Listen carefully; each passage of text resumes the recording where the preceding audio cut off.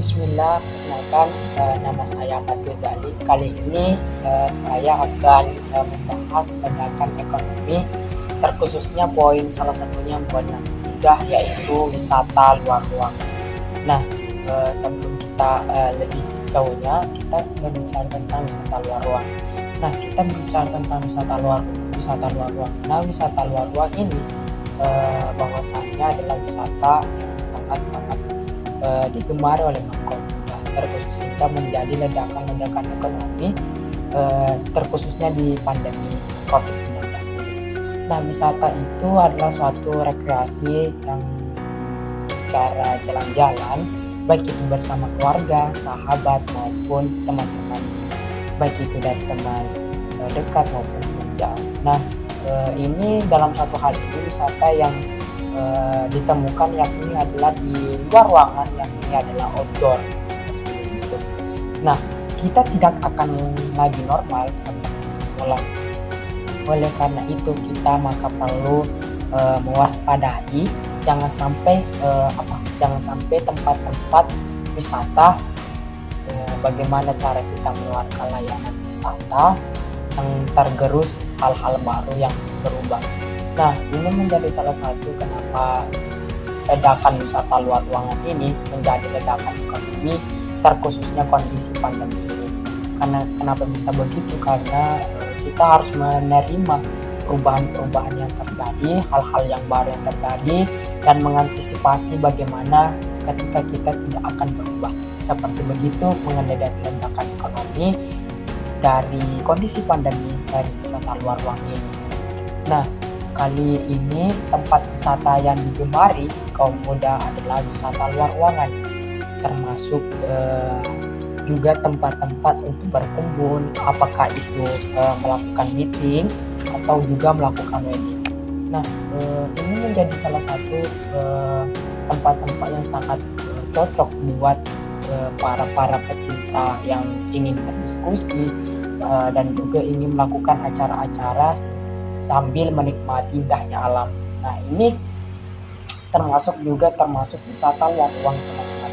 Jadi di kaum muda ini banyak sekali orang-orang yang ingin melakukan diskusi, baik itu dari diskusi kerjaan, diskusi yang lagi viral dan lain sebagainya. Sehingga tempat-tempat yang ingin dikunjungi tentunya adalah wisata yang berada di luar ruangan, termasuk misalnya di tempat daerah saya, termasuk ini di Kota Watampone, Kecamatan Tonra, yakni adalah Pantai Togyo. Ini menjadi salah satu kenapa wisata luar ruangan ini sangat-sangat digemari oleh kaum muda, baik itu dari orang dewasa, orang-orang yang sangat berperan penting dalam menjalankan kegiatan ekonomi, baik dalam hal segi diskusi maupun dari hal segi nyata seperti begitu.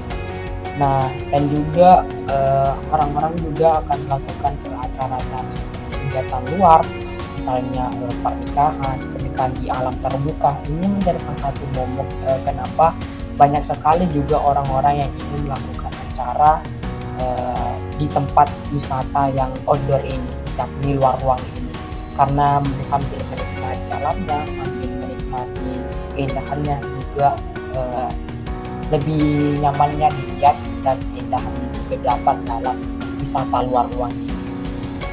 Nah, selanjutnya tempat-tempat ini tentu saja ada kawasan-kawasan baru bermunculan, termasuk juga kawasan lama yang dipoles atau dijadikan menarik kembali.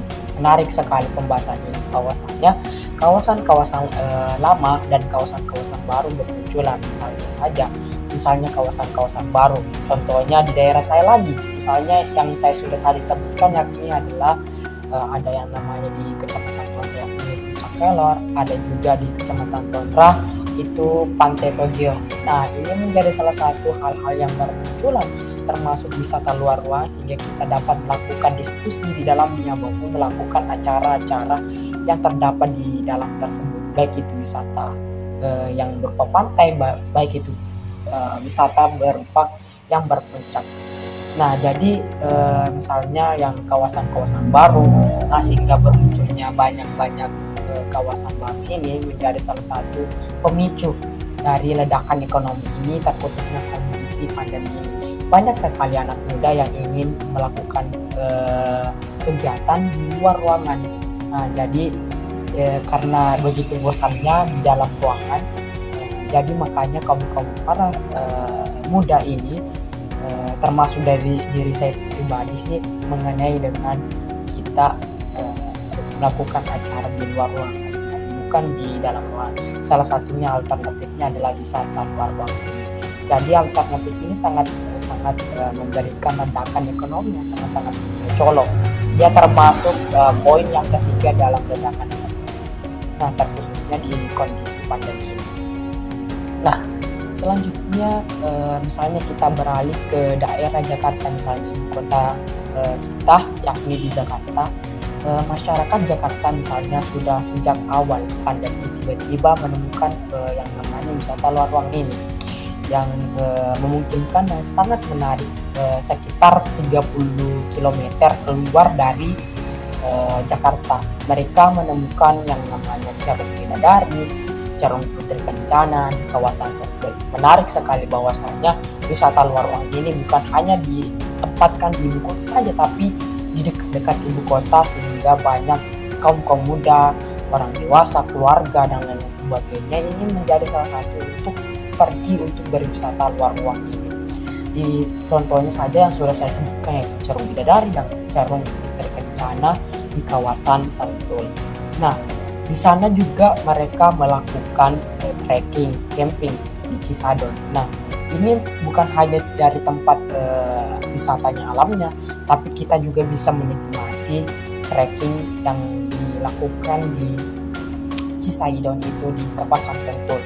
Nah, tiba-tiba semua orang berbicara tentang Sentul ini, bahwasanya mereka ke sana dan sudah cukup banyak menawarkan diri untuk melakukan yang namanya perjalanan di trekking di sana. Dan kaum muda yang belum memahami dan belum tahu daerah itu, maka akan bisa mendapatkan atau bisa menggunakan jasa dari seorang yang tinggal di sana, yang bisa membantu kita untuk pergi ke tempat wisata tersebut. Jadi bukan hanya hal ini, jadi seseorang itu tidak akan perlu yang namanya datang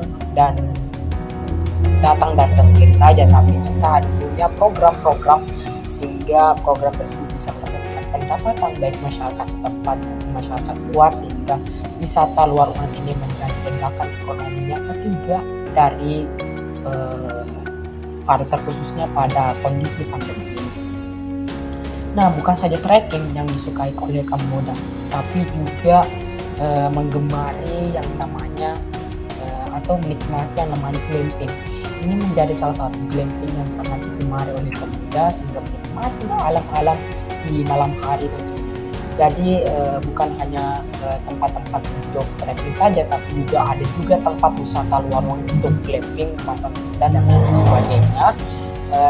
Dalam pendapat si Guardian, bahwasanya glamping ini meningkat secara 45% dari hal positif dalam wisata luar ruang ini. Jadi bahwasannya bukan dari negara Inggris saja yang melakukan ini, tapi juga negara Amerika Serikat juga melakukan adanya wisata luar ruang glamping ini. Ini wisata luar ruang ini, yakni glamping ini, bahwasanya bukan fenomena yang sangat lokal, tapi fenomena yang sangat luar biasa, sehingga menjadi ledakan ekonomi di daerah masing-masing di daerah. Bukan hanya di negara Indonesia saja, negara Inggris, negara Amerika dan sebagainya. Dan juga di negara Indonesia banyak sekali tempat-tempat wisata luar ruang yang terkhususnya glampingan ini. Dan juga contohnya adalah kawasan Bantar, Selang Citarik yang dulu dikenal oleh Arung Jeramnya, dan terus kawasan Maribaya dan dekat Lembang dan Sitingkil Salatiga dan juga Purworejo dan lain sebagainya. Ini menjadi salah satu momok bahwasanya wisata luar ruang ini bukan hanya di daerah kita saja, tapi semua daerah-daerah terpencil dan daerah-daerah yang berada sebelum terdapat banyak orang-orang, sehingga wisata luar ruang ini menjadi poin yang sangat penting, menjadi ledakan ekonomi terkhususnya kondisi pandemi ini. Nah, selanjutnya kawasan ruang terjadi di Jogja. Wisatawan ini juga berkumpul di tempat-tempat yang lebih aman, walaupun pengunjungnya mulai banyak sekali dari wisata tebing, Praksi, Objek Helis, Kompleks Pari, Tumpang Menoreh, Bendungan Kemijoro di kawasan yang sudah lama, yaitu Selasa Malioboro. Ini menjadi salah satu poin di mana Selasa Malioboro juga termasuk.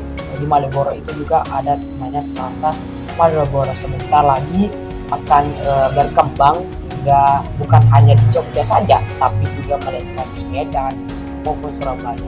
Nah, ini menjadi salah satu wisata luar ruang, menjadi momok bahwasanya terkhususnya di pandemi ini menjadi sangat lonjakan bahwa wisata luar ruang ini menjadi poin-poin bahwa termasuknya di dalam ini kita bisa melihat bahwa wisata luar ruang ini bukan hanya di negara Indonesia saja yang menerapkan, tapi juga di negara-negara lain, sehingga menjadi ledakan-ledakan terkhususnya di kondisi pandemi ini. Nah, di sini menurut data memang para pengunjung wisata itu luar ruang ini mencari tempat wisata yang aman dan mereka beralih dari menggunakan transportasi udara, sekarang transportasi darat bersama keluarganya.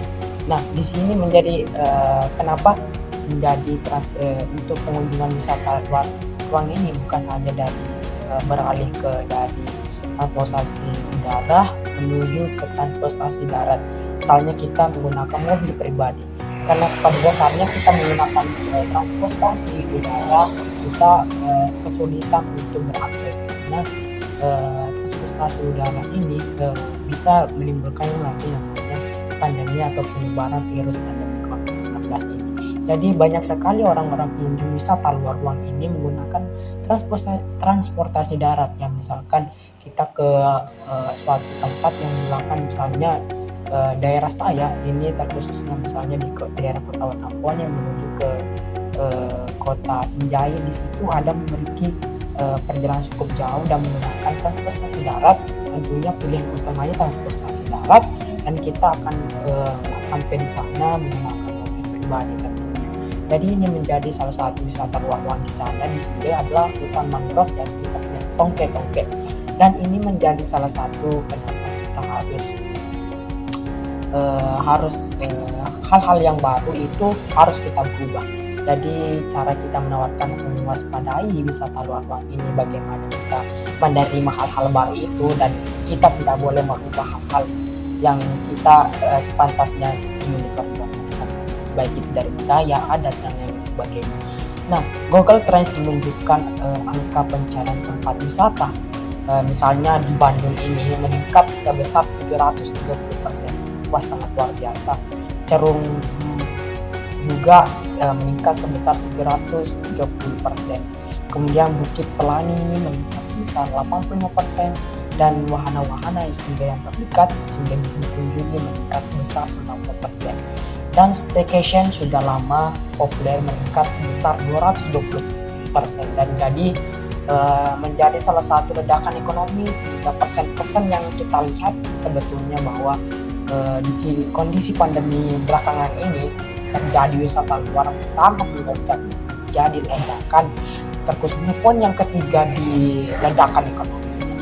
Nah, dan jadi tempat-tempat wisata luar ruang ini sejalan apa yang terjadi di mancanegara, termasuk Cina misalnya cara berpergiannya menggunakan transportasi darat. Sesuai yang saya tadi bilang tadi, bahwasanya transportasi darat itu bukan hanya di negara kita saja yang selalu melakukannya itu, tanpa melakukan transportasi udara, meningkat transportasi darat ini. Nah, mengalami perubahan yang sangat luar biasa di Cina. Mobil pribadi yang seperti saya katakan tadi, di mobil pribadi ini menjadi urutan pertama di Tiongkok dalam opsi transportasi di era new normal. Jadi seiringnya berjalan waktu, seiringnya berjalan dimensi dan berjalannya waktu di masa yang kedepannya sesuai dengan new normal. Jadi makanya banyak seorang orang yang ingin berwisata menggunakan transportasi darat ketimbang transportasi udara seperti begitu. Jadi semua yang saya ceritakan ini sejalan di kaum muda, pada terkhususnya dari saya diri pribadi, terkhususnya pada juga pecinta wisata. Dan hari ini semua akan berpengaruh pada masa depan bisnis pariwisata ini, seperti apa wisata yang ditawarkan, seperti apa kondisi pada hari ini, seperti apa yang kita lakukan pada hari ini. Tentu saja akan sangat berpengaruh keberhasilan Anda untuk mendapatkan kunjungan wisata yang lebih baik ke depannya. Jadi jangan abaikan perubahan yang terjadi, karena ini sebuah ledakan yang akan menjadi besar tantangan kepada kemampuan kita mengendalikan pandemi ini. Jadi mungkin itu sedikit saja mengenai ledakan ekonomi, terkhususnya poin yang ketiga yang ini ledakan ekonomi atau wisata luar ruang. Jadi jangan abaikan perubahan yang terjadi. Jadi itulah pembahasan dari kali ini. Mungkin sekian, terima kasih.